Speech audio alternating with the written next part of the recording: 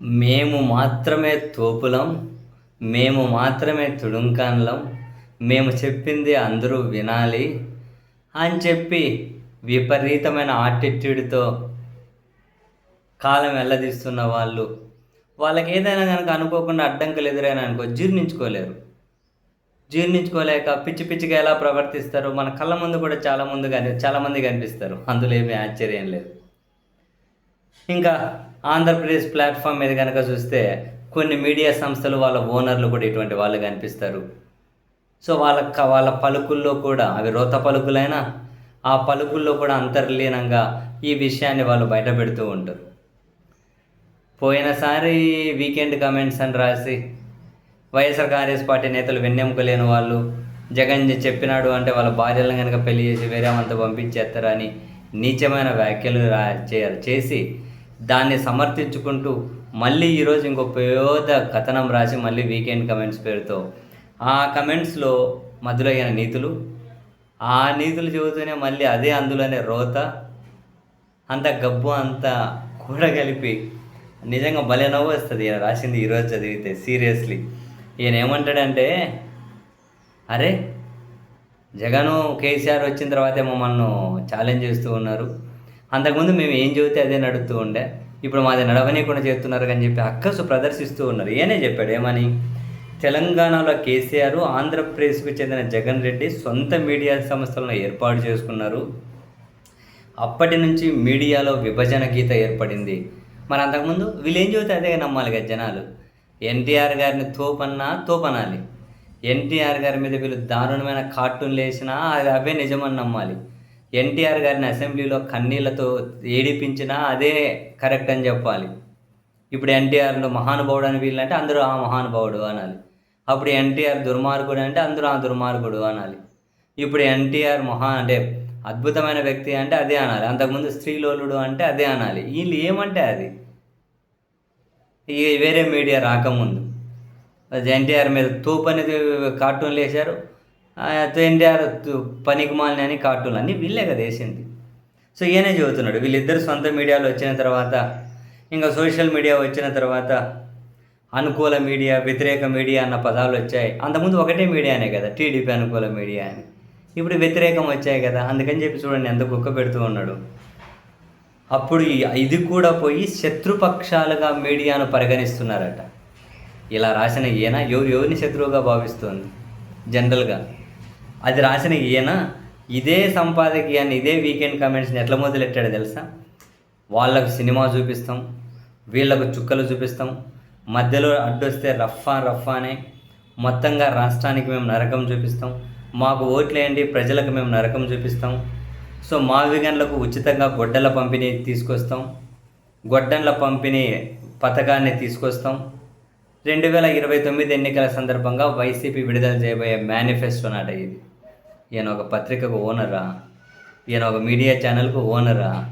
ఈ గబ్బు రోత కోతలు పూసుకుంటూ వైసీపీ మేనిఫెస్టో ఇట్లుంటుందని చెప్పి ఇంత పనికిమాల కూతలు పూసి, ఇంత అక్కసు ప్రదర్శించి, ఇంత ద్వేషాన్ని ప్రదర్శించే ఈ మనిషి నీతులు చెబుతాడు. సరే వినే ఎర్రిపప్పులు ఉంటారు కదా, వాళ్ళని దృష్టిలో పెట్టుకొని నన్ను లేనోడు అన్నట్లు ఇంత విషయం చెబుతాడు ఎవడైనా? ఈయన జర్నలిజం నడిపేటట్లు అయితే మళ్ళీ ఇప్పుడు పోయిన వారం చేసినటువంటి వైసీపీ నాయకుల భార్యల మీద వారిని సమర్థించుకునేకి ఏదో మాట వరుసకు అంటాం, సామెతలు అంటాం, సామెతలన్నీ పట్టించుకుంటే అవుతారా? సామెతలు ఏంటో ఇంకేదో పోలికలు ఏంటో కూడా తెలియదు వీళ్ళకు, వైసీపీ వాళ్ళకి. అది సామెతల అటువైపు వాళ్ళు వాడరు సామెతలు. అదే సామెత నీకు చెప్తే ఈయనకు చెబుతారు కదా, ఇలా భార్యకి ఇలా కూతురులకు అవే సామెతలు చెబుతూ ఊరుకుంటారా? మళ్ళీ పశ్చాత్తాపం వ్యక్తం చేయాలి. నేను అన్న ఉద్దేశం వేరు, వాళ్ళు వేరే రకంగా అర్థం చేసుకున్నారు అనన్నా చెప్పాలి. మళ్ళీ దాన్ని సమర్థించుకునేకి బొంగు భవిష్యానం రోత కోతలు కూసేది, మళ్ళీ దానికి సమర్థించుకుంటూ పోయి.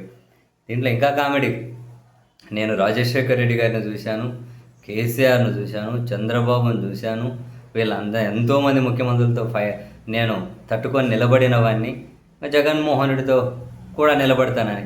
ఈయన చూసింది ఎవరిని? ఒక రాజశేఖర రెడ్డి గారి మీదే కదా వీళ్ళ ఫైట్. జనరల్గా వీళ్ళ జీవితం అంతా వైఎస్ ఫ్యామిలీతోనే కదా ఫైటు. వేరే వాళ్ళతో ఏదైనా ఉంటే చిన్న కితకితలు పెట్టడమే కదా, వేరే ఏముండదు కదా. మరి ఒక వైఎస్ ఫ్యామిలీని మాత్రమే ఈయన చూసి ఉండొచ్చు. కానీ జగన్మోహన్ రెడ్డి గారు అట్లా కాదు. సోనియా గాంధీ గారిని చూశారు, చంద్రబాబు గారిని చూశారు, రాష్ట్రంలో కాంగ్రెస్ను చూశారు, పెద్ద పెద్ద న్యాయస్థానాల్లో అత్యున్నత స్థానాల్లో పనిచేసిన వాళ్ళని చూశారు, పెద్ద పెద్ద పారిశ్రామికవేత్తలతో ఫైటు, రాజ్యాంగబద్ధమైన పదవుల్లో ఉన్న వాళ్ళతో ఫైటు, టీవీ ఛానళ్ళతో ఫైటు, పత్రికలతో ఫైటు. అందరూ ఆయన శత్రువులుగానే చూశారు కదా జగన్ గారిని. తీవ్రంగా ఇప్పటికీ అదే ద్వేషమే కదా.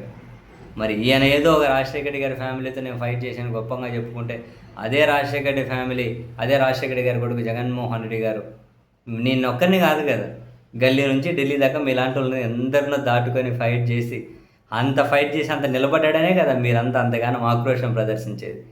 ఒక్కరిని ఎదుర్కొన్నటువంటి మీకే అంత ఉంటే, మీలాంటి వాళ్ళను కుప్పల మందిని ఎదుర్కొని నిలబడే జగన్ గారికి ఎంత యాటిట్యూడ్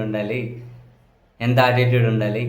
ఒక పత్రిక పెట్టుకొని ఒక ద్వేషాన్ని చిమ్మే వీళ్ళకే అంతుంటే, ఇటువంటి ద్వేషాలు పత్రికల రూపంలో, టీవీ ఛానళ్ళ రూపంలో, రాజ్యాంగబద్ధమైన పదవులు వెలగబెట్టిన వాళ్ళ రూపంలో, వివిధ తూక పార్టీల రూపంలో, అన్ని రకాల పార్టీల రూపంలో అన్నీ ఎదుర్కొని అవన్నీ ఏంటివి? క్యారెక్టర్ అసాసినేషన్లు తట్టుకొని నిలబడి మరి జగన్కి ఎంత ఉండాలి? ఈయన కామెడీలు చేస్తున్నాడు. ఇంకా లాస్ట్లో ఇంకా హైలైట్, ఇంకా మహిళల గురించి ఈయన నీతులు చెప్పడం. వైసీపీ వాళ్ళు అట్లా మాట్లాడతారు, ఇట్లా మాట్లాడతారు. ఇంకా ఈయన అంటున్నారు, రాజశేఖర రెడ్డి గారు చనిపోయిన తర్వాత ఒక కామన్ మిత్రుడి సలహా మేరకు ఆయనతో కలిపి జగన్ గారిని పరామర్శించకపోతే అక్కడ నేను మీ పత్రిక ఆంధ్రజ్యోతిని చదవాను అంకులనేమో అన్నారట. అప్పుడే జగన్ ఎట్లా అంటాడో నాకు తెలిసిపోయింది. ఏదైనా సందర్భం వచ్చి ఉంటుంది, ఏం సందర్భంలో ఏం చెప్పారో, ఈయనేమన్నా కథనాలు రాశా అని చెప్పారా రాజశేఖర గారి మరణం మీద ఇంకోటి ఏదో మరి చదవనని చెబుతారు. అది అందులో ఆడేందుకు బహిరంగంగానే చెబుతారు కదా. రాజశేఖర గారే చెప్పేవాళ్ళు కదా, అవి ముడ్డి తుడుచుకొని కానీ పనికిరావు అని ఆయన ఓపెన్గానే చెబుతున్నాడు అసెంబ్లీలోనే. ఇంకా ఒక్క మాటతో జగన్ ఎట్లా అంటాడో అర్థమైపోయిందంట. ఈయన పత్రికలు చదవకపోతే ఎట్లా అంటాడో అర్థమైపోయిందంట. నేను చెబితే చంద్రబాబు మార్చుకుంటాడు, నేను చెబితే రేవంత్ రెడ్డి మార్చుకుంటాడు, అంతా ఒకే స్కూల్ కాబట్టి మార్చుకుంటారు. వేరే వాళ్ళ మీద విషయం చెబితే వాళ్ళకేం పట్టింది నీ విషయాన్ని స్వీకరించడానికి?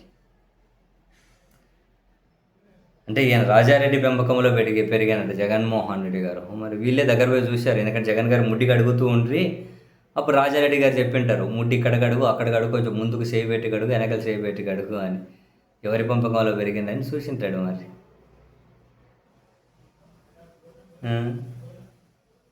ఇంకా లాస్ట్లో ఇంకా హైలైట్,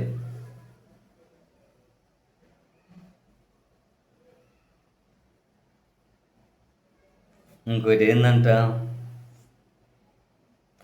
దాదాపు 25 ఏళ్ల క్రితం ఆ కుటుంబంలో చోటు చేసుకున్న ఒక దిగ్భ్రాంతికర సంఘటన గురించి కూడా నాకు తెలుసట. ఏందది? ఎట్లా తెలిసింటుంది? దిగ్భ్రాంతికర సంఘటన అట తెలుసట. మీకు షర్మిల గారు ఏమైనా చెప్పారా ఏంది? అది ఏం జరిగిందని చెప్పింటారు. ఏం సంఘటన? సమయం వచ్చినప్పుడు సదరు సంఘటన నేనే బయట పెట్టాల్సి వస్తుందేమో. సమయం ఎందుకు? సోషల్ మీడియాలో అదో ఇదో తప్పుడు ప్రచారాలు, తప్పుడు మాటలు మాట్లాడేవాళ్ళు, దానికి ఏమైనా స్క్రిప్ట్ రెడీ చేస్తున్నారా సమయం రావాలంటే? లేకపోతే వైఎస్ కుటుంబ సభ్యురాలు ఎవరో ఆమె ఏమైనా గ్రీన్ సిగ్నల్ ఇవ్వాలా? ఇప్పుడు కరెక్ట్ టైంలే, చంద్రబాబు గారికి చాలా ఇబ్బంది వచ్చేసింది, ఇప్పుడు వదిలేసేయి, దీన్ని నడిపించేద్దాం ఒక 6 నెలలని ఆమె ఏమైనా చెప్పాలా? సమయం వచ్చినప్పుడు ఏంది సమయం? అదే ఎవరైనా పర్మిషన్ ఇవ్వాలా? చంద్రబాబు గారు మరింత రాజకీయంగా కష్టాల్లోకి పోవాలా?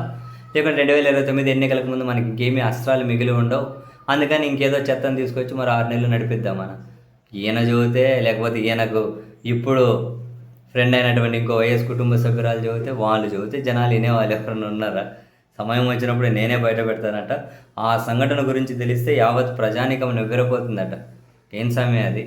జగన్ ఏమన్నా ఇంతకు పోయిన జన్మలో అమెరికా అధ్యక్షుడు జాన్ ఎఫ్ కెనడీని, అబ్రహాం లింకన్ను చంపేసిన తర్వాత ఇప్పుడు జగన్ రూపంలో పుట్టాడా ఏంది? కొంపదీసి అదేనా? ఏమన్నా జగన్కి గత జన్మ రహస్యాలు ఏమన్నా తెలుసా? ఇవన్నీ చేసి వచ్చాడా ఏంది గత జన్మలు? సమాజం నివ్వెరపోతుందంట. సమాజం మీరు చెబితే ఎవడన్నా పట్టించుకునే వాడుగానే ఉంటాడు కదా. గిలి ఈయన చూడు గిలిగింతలు. అధికారంలోకి వచ్చి నన్నేదో చేయాలనుకుంటున్న జగన్ రెడ్డికి ప్రస్తుతానికి బెస్ట్ ఆఫ్ లక్ చెబుతాను. ఆయన రోజు మీకు చెప్పేది అదే కదా.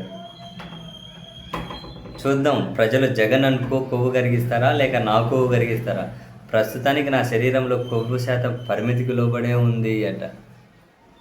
చూడండి, ఇట్లా చేసిన రోత కూతలు మళ్ళీ సమర్థించుకుంటూ మళ్ళీ ఇది అన్న సందర్భం ఉందా?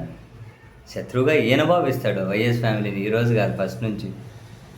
వాళ్ళ కుటుంబాన్ని వ్యతిరేక వార్తలతోనే బతుకుతూ ఉన్నారు. వేరే ఆప్షన్ కూడా లేదు కదా!